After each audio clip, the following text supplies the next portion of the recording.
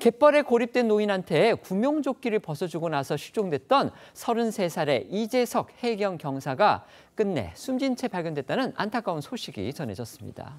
그렇습니다. 어제 오전 9시 40분쯤 인천시 옹진군 영흥면 꽃섬 인근에서 이 갯벌에 고립된 70대 남성을 구조하던 중 이 실종됐던 인천해양경찰서 소속 이재석 경사가 안타깝게도 숨진 채 발견됐습니다. 인천해경은 이 경사가 구조에 나섰을 당시 이 모습이 담긴 영상을 공개했는데요. 여기에는 이 경사가 이 자신의 구명조끼를 벗어서 이 갯벌에 고립된 이 중국 국적 70대 남성 A 씨에게 건네는 모습이 생생히 담겨져 있습니다. 이 경사는 바다 한가운데서 거친 물살에 중심을 제대로 잡지 못하고 비틀거리면서도 고립된 A 씨에게 자신의 구명조끼를 벗어서 건네고 무전을 하며 상공에 비행 중인 드론을 향해서 수신호를 보내기도 했습니다.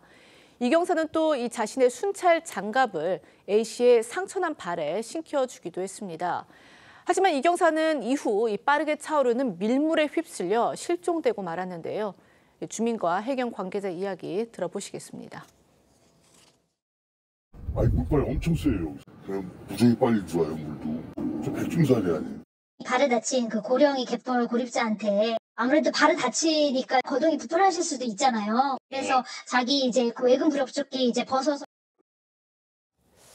지금 저희가 영상을 보여드렸는데 그 영상 좀 다시 한번 보여주시겠어요? 지금 시청자분들께 조금 설명을 드려야 될 것 같습니다. 지금 화면 속에 두 사람의 지금 모습이 보이죠? 지금 보시는 대로 왼쪽에 있는 분, 그러니까 화면상으로 봤을 때 왼쪽에 있는 분이 이제 숨진 그 이경사고요. 그다음에 오른쪽에 있는 분이 중국 국적의 70대 남성입니다. 지금 보시는 것처럼 이경사가 지금 갯벌에 저렇게 고립돼 있고 지금 저렇게 밀물이 계속 지금 쏟아져 들어오고 있는 상황인 겁니다. 노인이 지금 저렇게 위험에 처해 있으니까 이 경사가 자신이 입고 있던 구명조끼를 저렇게 70대 노인한테 벗어주고요. 자신은 지금 위험 보호 장치가 전혀 없는 상태에서 저렇게 지금 구호 활동을 벌이고 있는 그런 상황입니다. 저렇게 해서 노인은 구조가 됐는데 이 경사는 지금 본인이 헤엄쳐서 나오다가 지금 사망을 했다. 이런 겁니다. 어쨌든 이 경사가 자신을 희생한 탓에 생명을 구하게 된 A 씨인데요. A 씨 왜 바닷속에 있었던 건지 그것도 궁금합니다. 네, 당시 A 씨 어패류를 잡다가 밀물에 고립됐고 발 부위를 다쳐서 거동에 어려움을 겪은 것으로 파악이 됐습니다.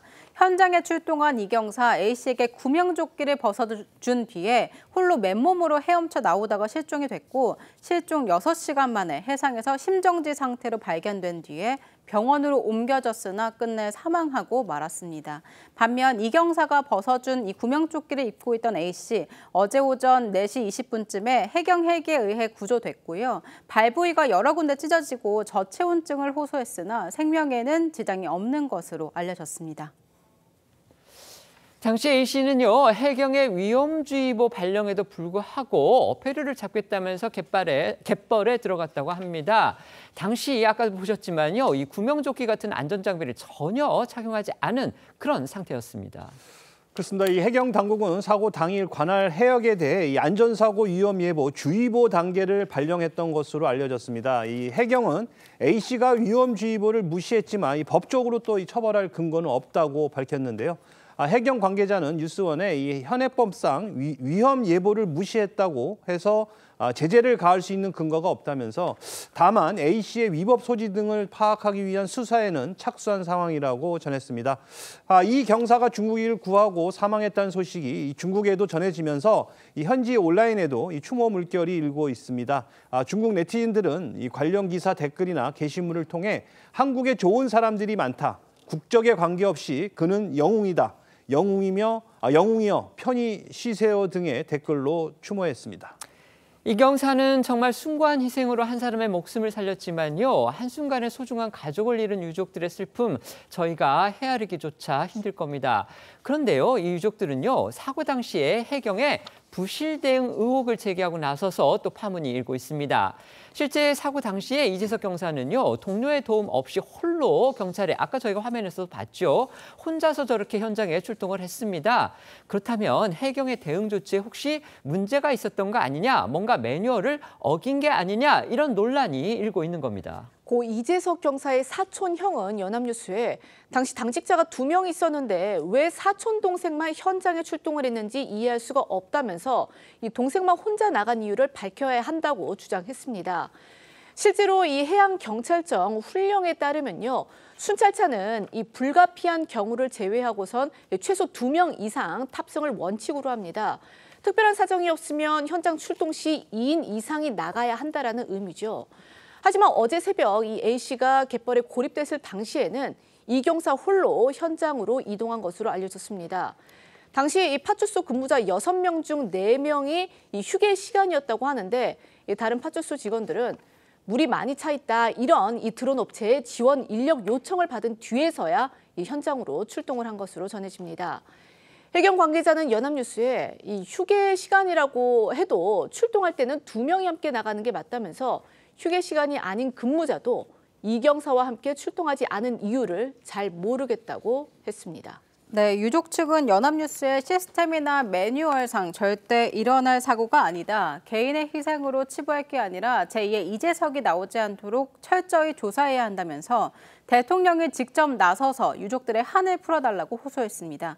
오늘 강훈식 대통령 비서실장이 고 이재석 경사의 빈소를 찾을 것으로 전해졌습니다. 강 실장은 빈소에서 이재명 대통령의 조전을 대독한 뒤에 고인에 대한 훈장 추서판을 안치할 예정입니다.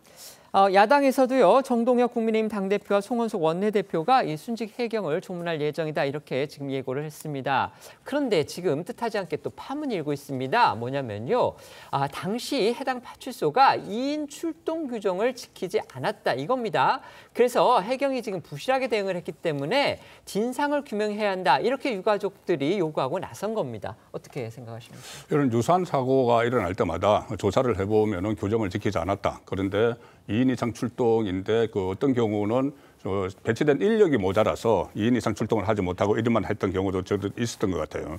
그런데 지금 상황을 보면 충분한 인력이 있었는데 그 혼자서 출동을 했지 않습니까? 그러면 이런 것들이 일종의 그 간행처럼 그 조직 안에서 이루어져 온 것이 아닌가? 그 부분은 철저히 조사를 해야 되고 특히 저도 간혹 이게 서해안 가보면은 갯벌지대에 가면 상당히 위험함을 느껴요. 저녁 되면은 거의 보이지가 않는데 조개를 캐러 오는 그 어민들이 한쪽에 있고 여기서는 또 그냥 그 체험을 하러 가는 분들이 저녁에 막 있거든요. 그래서 이제 갈 때마다 상당히 위험하다는 걸 느꼈는데 이제 이런 사고가 났습니다. 그러면 지금 특히 이재명 정부에서는 이런 안전 문제에 대해서 굉장히 관심을 많이 기울이고 있지 않습니까? 물론 산업재해를 중심으로 관심을 기울이지만은 이런 부분에 대해서도 그 국민 안전 문제에 대해서 종합적으로 한번 점검을 하는 그런 계기가 됐으면 합니다. 네.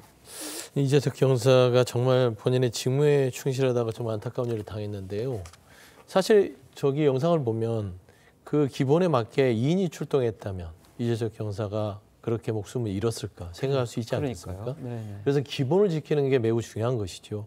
사실 경찰이나 해양경찰이나 그다음에 위험에 노출된 근로자들 2인 1조로 하는 게 원칙으로 매뉴얼이 돼 있습니다. 저는 이런 기본을 지키지 않기 때문에 이런 정말 불행한 일들이 있기 때문에 이게 사실상 유족들의 어떤 원망뿐만 아니라 앞으로도 이런 위험한 일에 처한 상황에서 근무를 할 때는 기본 매뉴얼에 충실했는지를 다시 돌아보고 이런 안타까운 일이 생기지 않도록 재차 살펴봐야 될 것이다. 그런 말씀드립니다.